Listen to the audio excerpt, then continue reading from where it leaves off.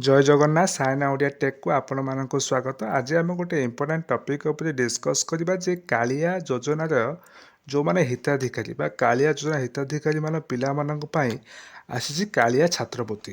तेणु आज ठारू कालिया छात्रवृत्ति आरंभ होईची। आपण माने एहाकू किपरि आवेदन करिवे एवं एही कालिया छात्रवृत्ति रे आपण माने केउ प्रकार सुविधा सुजोग पाइबे, एथिरे आपण माने स्कॉलरशिप केते टंका पाइबे। तेणु भिडियोटी को आपण मैंने संपूर्ण रूपे देखूँ तो आप संपूर्ण भाव जापर जे कालिया छात्रवृत्तिर कौन रही सुविधा सुजोग। तेणु यही नुआ नुआ भिड देखापी आम चैनल को सब्सक्राइब करूँ। तेणु आपण मैंने जापर जे कालिया योजना हो कि अन्य स्कीम तो संपूर्ण विवरणी आम चैनल द्वारा जापर। तेणु बर्तमान चलन देखा जे कालिया छात्रवृत्ति कौन रही सुविधा सुजोग यह किपर आप आवेदन करेंगे।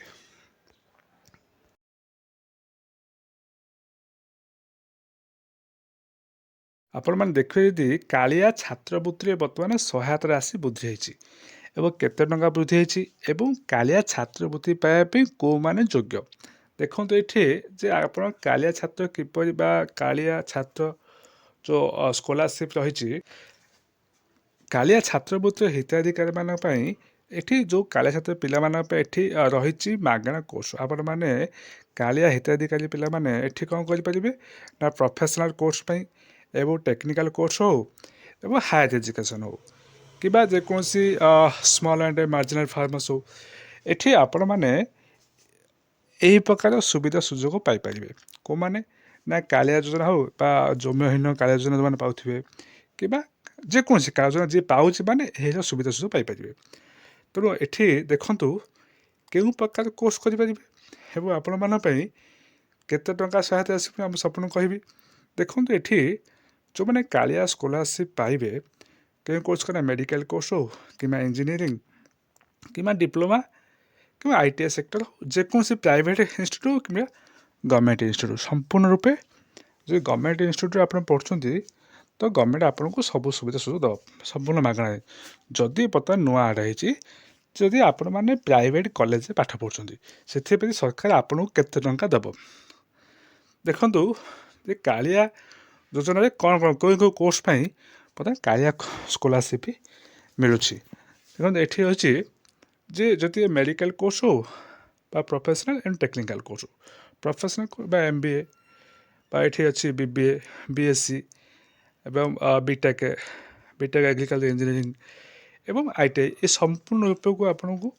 ये कालिया सहायता मिल रही जे पीजी कोर्स हो एवं एमसीए कोर्स हो ए 2 वर्षिया कोर्स एवं 4 वर्षिया कोर्स तेणु केते टंका राशि मिल किपण आप किपण यहाँ आप्लाय करेंगे आप संपूर्ण रूप कहि देखु एवं एठी आपण मान टेक्निकल प्रोफेशनल कोर्स आईआईटी हो आईआईएम एंड आईसीआर समस्त छात्र माने कालिया योजना जो मैंने पाँच से छुआ मैंने से पिला माने यह सुविधा सुजोग पाइपर एवं यह आपण मैंने आवेदन करूँ देखिए केते टंका स्कॉलरशिप मिलूँ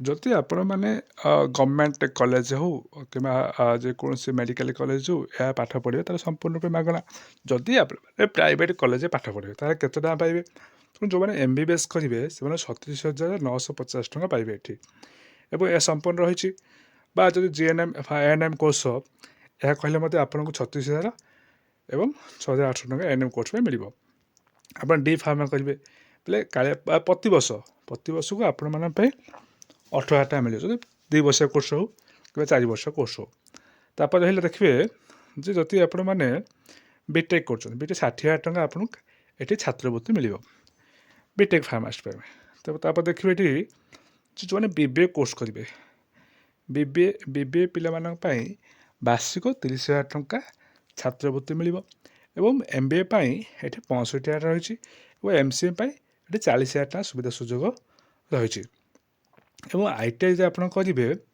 आईटीआई ये 5,000 टका प्रति वर्ष आपन को स्कॉलरशिप आकार मिल एवं बीएससी ये जब बीएससी एग्रिकल्चर एपाई आपन को 60,575 टका आपण मान स्कॉलरशिप सुविधा रही प्रति वर्ष स्कॉलरशिप ତେଣୁ ଏହିପରି ରହିଛି। ତେଣୁ ଆପଣମାନେ ଏଇ ଯେଉଁ ସ୍କଲାରସିପ୍ର ଫାଇଦା ଉଠାନ୍ତୁ ଏବଂ ଯଥାଶୀଘ୍ର ଆପ୍ଲାଏ କରନ୍ତୁ। ତ ଆପ୍ଲାଏର ତାରିଖ ହେଉଛି ବର୍ତ୍ତମାନ ଆଜିଠାରୁ ଆରମ୍ଭ ହୋଇଛି। ତେଣୁ ଏହାକୁ ଆପଣ କିପରି ଆପ୍ଲାଏ କରିବେ? ଏଠି ଆପଣ ଗୁଗୁଲରେ ସର୍ଚ୍ଚ କରିବେ କାଳିଆ ସ୍କଲାରସିପ୍ ଓଡ଼ିଶା.gov.in। ଏଠି କ୍ଲିକ୍ କଲା ପରେ ଦେଖନ୍ତୁ ଏ ଫାଷ୍ଟ ଗୋଟେ ପେଜ୍ ଆସିବ। ତାପରେ ଆପଣ କ'ଣ ଫାଷ୍ଟ ଅପସନ୍ କ୍ଲିକ୍ କରିବେ। ଦେଖିଲା ପରେ ଦେଖନ୍ତୁ ଆର ହୋମ୍ ପେଜ୍ଟି ଆସିଯିବ।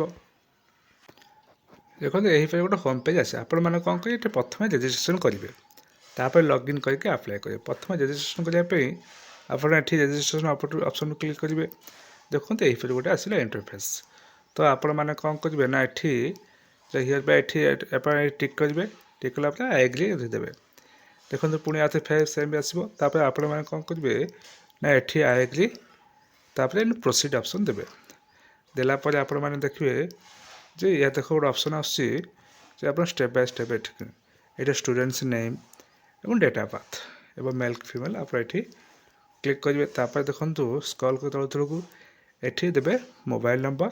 ଯଦି ଅନ୍ୟ କୌଣସି ମୋବାଇଲ୍ ନମ୍ବର ଥାଏ ଏଠି ଦେବେ, ଏହା ମ୍ୟାଣ୍ଡେଟୋରି ନୁହଁ।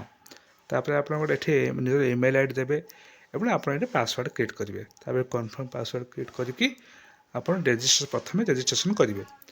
ତାପରେ ଏଠି ରେଜିଷ୍ଟ୍ରେସନ୍ କଲା ପରେ ଆପଣ କାଳିଆ ଛାତ୍ରବୃତ୍ତି ତାପରେ ଆପ୍ଲାଏ କରିବେ। ତାପରେ ଆପଣ ରେଜିଷ୍ଟ୍ରେସନ୍ କରିସାରିଲା ପରେ ଆପଣ ଦେଖନ୍ତୁ ଏଠି ଲଗ୍ଇନ୍ ଅପସନ୍ ଅଛି। ଏଠି ଆପଣ ଲଗ୍ଇନ୍ କରିବେ। ଲଗ୍ଇନ୍ ଦେଖନ୍ତୁ ଏଠି ଷ୍ଟୁଡେଣ୍ଟ ଲଗ୍ଇନ୍। ଆପଣମାନେ କ'ଣ କରିବେ ନା ଷ୍ଟୁଡେଣ୍ଟ ଲଗ୍ଇନ୍ ଉପରେ କ୍ଲିକ୍ କରିବେ। ତାପରେ ଦେଖନ୍ତୁ ଏଇପରି ଗୋଟେ ଇଣ୍ଟରଫେସ୍ ଆସିବ। ତାପରେ ଆପଣମାନେ କ'ଣ କରିବେ, ଯେଉଁ ଆପଣମାନେ ୟୁନିକ୍ ନମ୍ବର ଦେଇଥିବେ ବା ଆଧାର ନମ୍ବର ଦେବେ, ଏଇ ପାସୱାର୍ଡ଼ ଦେବେ। ଦେଲା ପରେ ଆପଣ କ'ଣ କରିବେ ନା ଏଠି ଦେଖନ୍ତୁ ଏଠି ପାସୱାର୍ଡ଼ ଦେଇକି ଆପଣ ଲଗ୍ଇନ୍ କରିବେ। ଲଗ୍ଇନ୍ କଲା ପରେ ବର୍ତ୍ତମାନ ଆର ସ୍କଲାରସିପ୍ ପୋର୍ଟାଲଟି ଆସିବ। ତାପରେ ଆପଣ କ'ଣ କରିବେ ନା ଏଠି ଦେଖନ୍ତୁ ଆପ୍ଲାଏ ସ୍କଲାରସିପ୍ ଏଇ ଅପସନ୍ ଉପରେ କ୍ଲିକ୍ କରିବେ। ତାପରେ ଏହିପରି ଗୋଟେ ହୋମ୍ ପେଜ୍ ତାପରେ ପେଜ୍ ଆସିବ। ଆପଣ ଡିଟେଲ୍ସ ଷ୍ଟେପ୍ ବାଇ ଷ୍ଟେପ୍ ଏଠି ଆପ୍ଲାଏ କରିବେ।